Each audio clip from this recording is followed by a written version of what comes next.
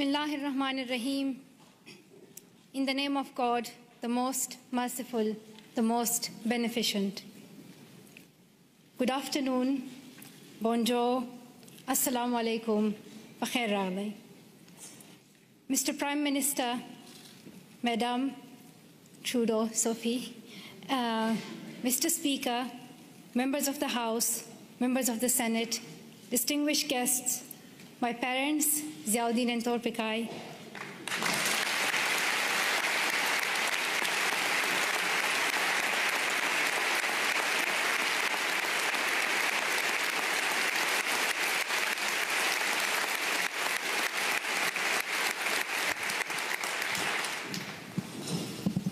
and finally, the people of Canada, thank you so much for the warm welcome to your country. This is my first trip to Canada, but not my first attempt. On the 22nd of October 2014, my father and I landed at the Toronto airport, excited for a first visit to your wonderful country. Soon we learned that a man had attacked Parliament Hill, killing a Canadian soldier, wounding others, and threatening leaders and civil servants in the building where I stand today. Canadian security officials and professionals advised us to reschedule. With sorrow in our hearts, we headed back to England, promising to return to Canada one day. The man who attacked Parliament Hill called himself a Muslim, but he did not share my faith. He did not share the faith of 1.5 billion Muslims living in peace around the world.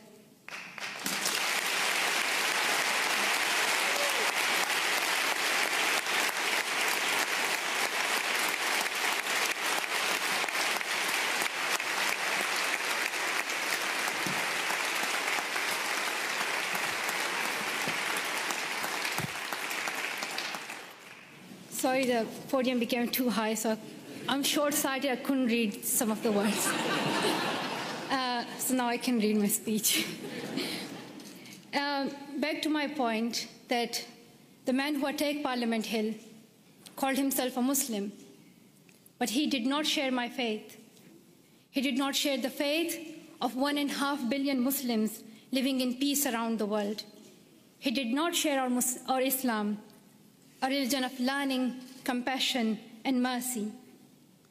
I am a Muslim, and I believe that if you pick up a gun in the name of Islam and kill an innocent person, you are not Muslim anymore.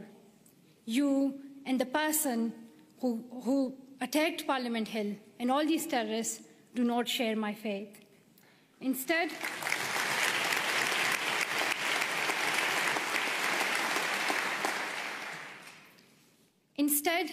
he shared the hatred of the man who attacked Quebec City Mosque in January, killing 6 people while they were at prayer. The same hatred as the man who killed civilians and police officers in London 3 weeks ago. The same hatred as the men who killed 132 school children in Pakistan Army Public School in Peshawar. The same hatred as the man who shot me and my 2 school friends.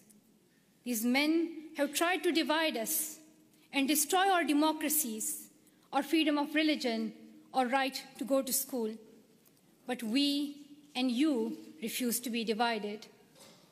Canadians, wherever you are born, however you worship, stand together. And nothing proves this more than your commitment to refugees.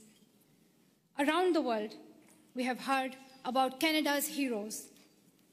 We heard about the members of the First United Church here in Ottawa, who sponsored newlyweds Amina and Ibrahim.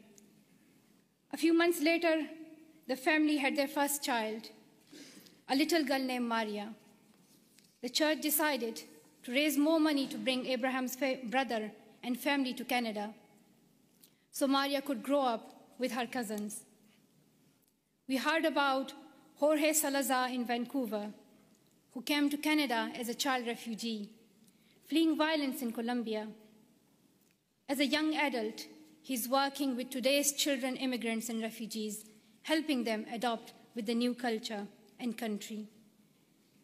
And I'm very proud to announce that Farah Muhammad, a refugee who fled Uganda and came to Canada as a child, is Malala Fund's new CEO, a Canadian who will now lead the fight for girls' education around the world.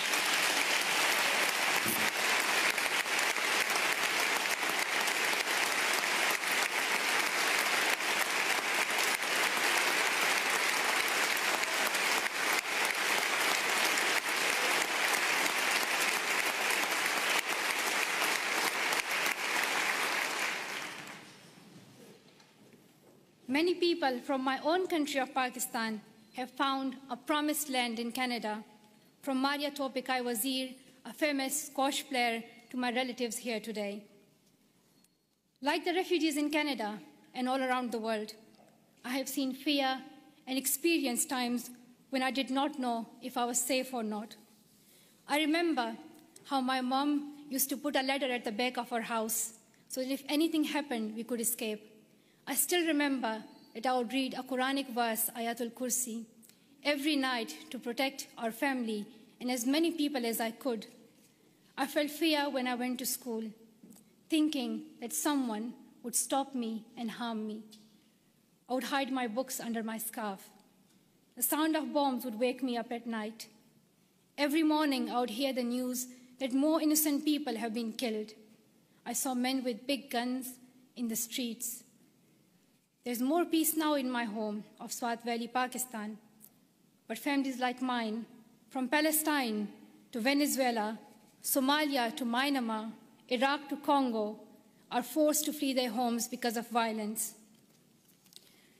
So your motto and your stand, Welcome to Canada, is more than a headline or a hashtag. It is the spirit of humanity that every single one of us would yearn for if our family was in crisis. I pray that you continue to open your homes and your hearts to the world's most defenseless children and families, and I hope your neighbors will follow your example.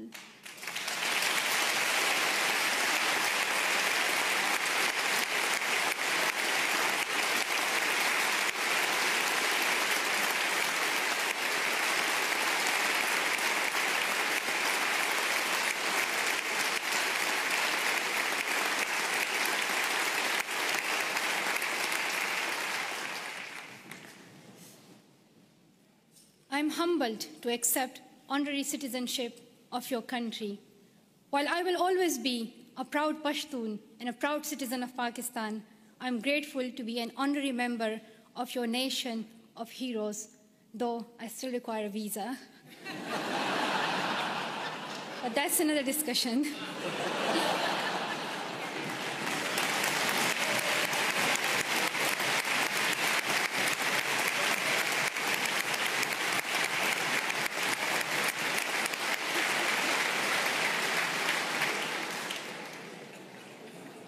I was also very happy to meet Prime Minister Trudeau this morning.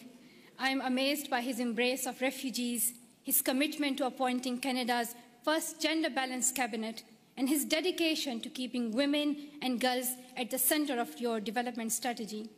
We have heard so much about Prime Minister Trudeau, but one thing has surprised me. People are always talking about how young he is.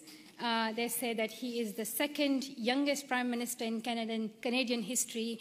He does yoga, he has tattoos, and a lot more. And while I was coming here, everyone was telling me, like, shake Prime Minister's hand and, like, let us know how he looks in reality. And people were just so excited about meeting Trudeau. I don't think anyone cared about the Canadian honorary citizenship. While it may be true that Prime Minister Trudeau is young and he is young head of government, I would like to tell something to the children of Canada, that you don't have to be as old as the very young Prime Minister Trudeau to be a leader.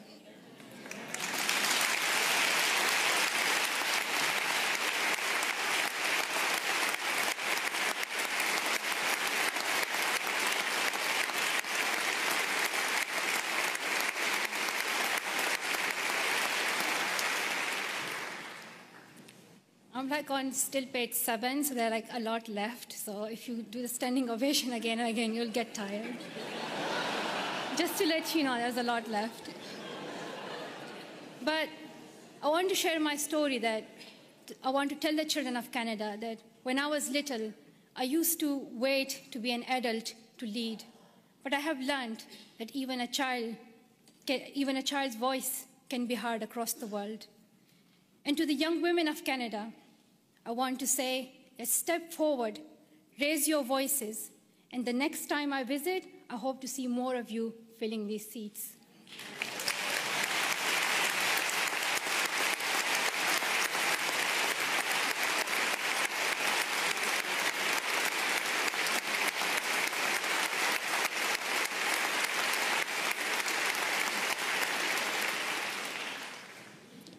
And to the men of Canada, be proud feminists and help women get equal opportunities as men.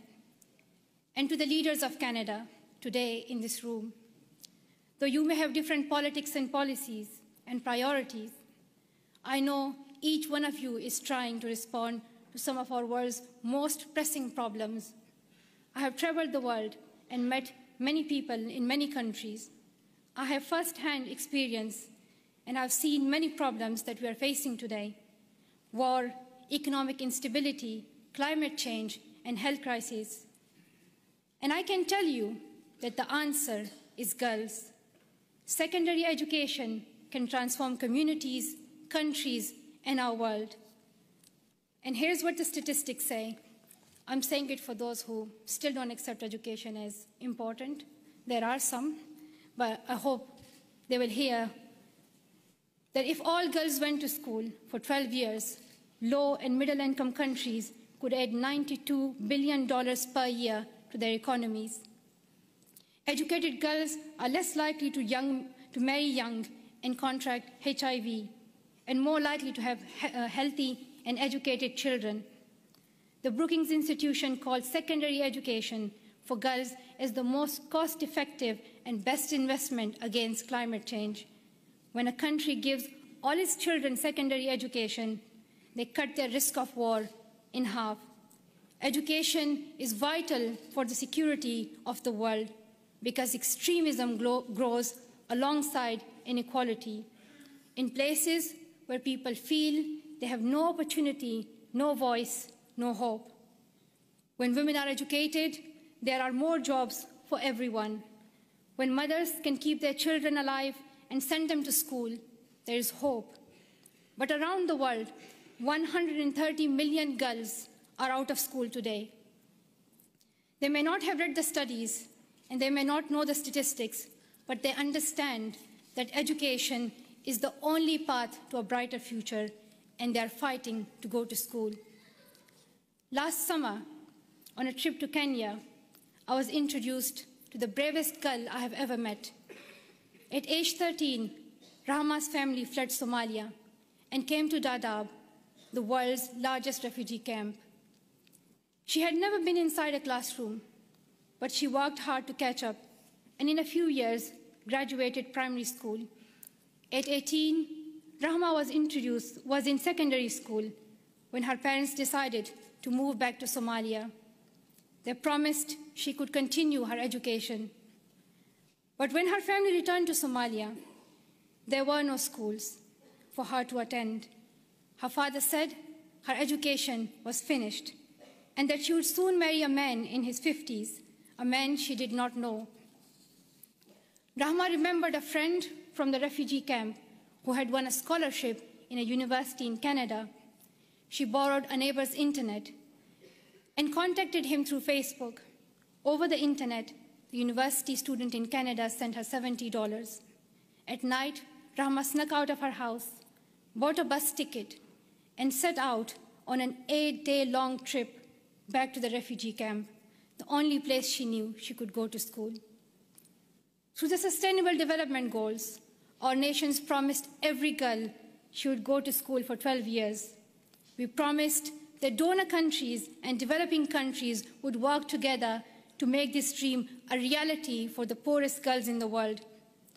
I know that politicians cannot keep every promise they make, but this is the one you must honor. World leaders can no longer expect girls like Rahma to fight this battle alone. We can gain peace, grow economies, improve our public health and the air we breathe, or we can lose another generation of girls. I stand with girls as someone who knows what it is like to flee your home and wonder if you will ever be able to go back to school. I stand with girls as someone who knows how it feels to have the right of education taken away and your dreams threatened. I know where I stand. If you stand with me, I ask you to seize every opportunity for girls' education over the next year. Dear Canada, I'm asking you to lead once again. First, make girls' education a central theme of your G7 presidency next year. Second, use your influence to fill the global education funding gap. You raised billions of dollars and saved lives when you hosted the Global Fund's replenishment in Montreal last year. Show the same leadership for education. Host the upcoming replenishment of Global Partnership for Education. Bring world leaders together and raise new funding for girls to go to school. If Canada leads, I know the world will follow. Finally, prioritize 12 years of education and schooling for refugees. Today, only a quarter of refugee children can get secondary education. We should not ask children who flee their homes to also give up their dreams. And we must recognize that young refugees are future leaders on whom we all depend for peace. The world needs leadership. The world needs leadership based on serving humanity, not based on how many weapons you have. Canada can take that lead. Our world has many problems, but we don't need to look far for the solution. We already have one. She is living in a refugee camp in Jordan. She is walking 5 kilometers to school in Guatemala. She is sewing footballs to pay enrollment fees in India. She is every one of the girls out of school around the world today. We know what to do, but we must look inside ourselves for the will to keep our promises. Dear sisters and brothers, we have a responsibility to improve the world. When future generations read about us in their books or on their iPads or whatever the next innovation will be, I don't want them to be shocked that 130 million girls could not go to school and we did nothing. I don't want them to be shocked that we did not stand up for child refugees as millions of families fled their homes. I don't want us to be known for failing them. Let the future generations say, we were the ones who stood up. Let them say, we were the first ones. We were the first to live in a world where all girls could learn and lead without fear. Let us be the ones who bring that change we want to see. Thank you so much for listening.